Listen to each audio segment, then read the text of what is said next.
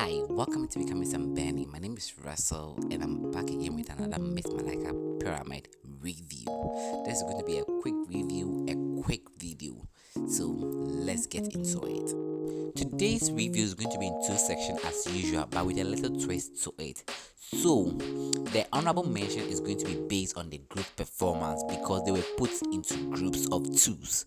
So I'm ranking the groups based on their performance. Then the pyramid is going to be individual as usual. My metrics for analyzing the groups were teamwork, synergy, creativity, storytelling, and presentation.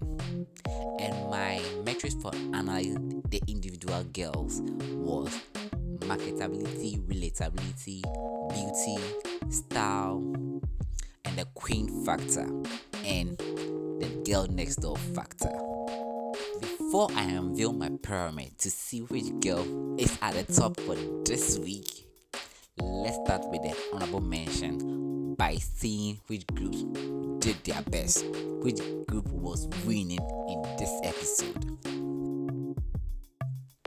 The fifth place on my honorable mention list was a tie. I hate when I get a tie. So it was between Ellen and Betty versus Inyam and Amy Daniels. But I'll give it to Ellen and Betty. I'll give it to Ellen and Betty because I like how they did their presentation. They tried to use modern day language to explain an old traditional dance, which I'll give them a point over Inyam and Amy Daniels because I felt they were a bit all over the place, although they were fun to look like, but I felt they were a bit all over the place. On the fourth slot is Kimberly and Najoko.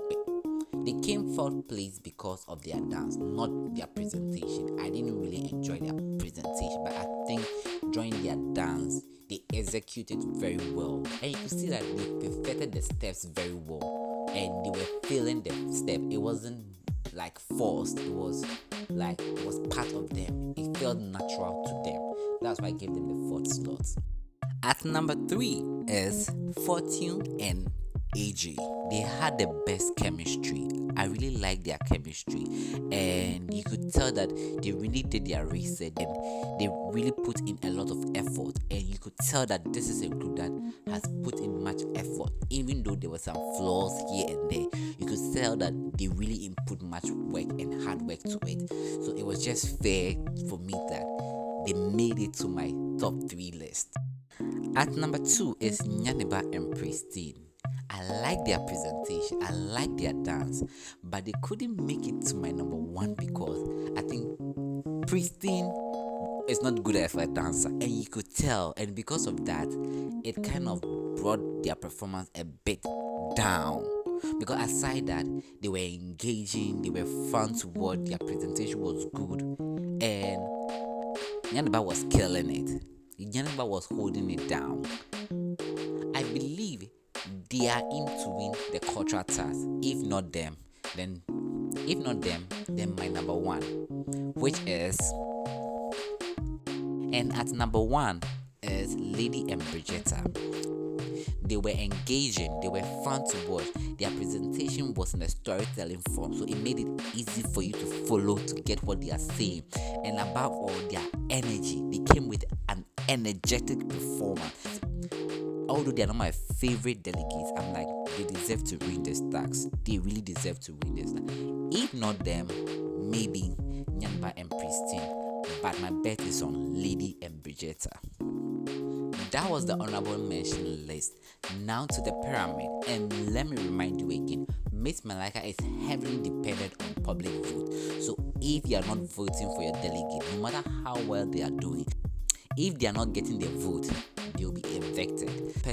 So if you agree with me that yes, this person on top of the pyramid deserves to be there, then kindly let's vote for the delegate who makes it on top of the pyramid. And this week, who is on top of the pyramid? Let's get into it. At the base is Fortune. Fortune did very well. I really like her presentation. She was really a team player. It was so evident that she put in a lot of work to her presentation, and you can't deny that fact. Next on the pyramid is Lillian. The next person after Enyam whose smile is gradually warming up to me is Lillian. That's AJ. She has a beautiful smile and it's working for her. And during her presentation, she kept smiling, she kept being in character, whilst even if she was not the one speaking, she was still in character, she was still coordinated, and I love that about her. That is what pushed her onto the pyramid this week. Next on the pyramid is Bridgetta. Very well. She was exceptional. She was energetic. She was confident. She delivered her speech very well. She was in character. She danced very well.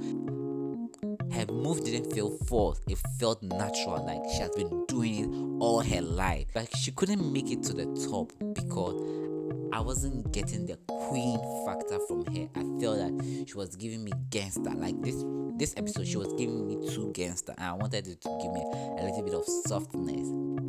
Almost making it to the top of the pyramid. Almost. She was almost there. Lady nearly made it to the top of my pyramid, but I was missing the queen factor. She was just like Bridgetta, she was giving the gangster vibe. Their presentation was on point, and I love everything about them.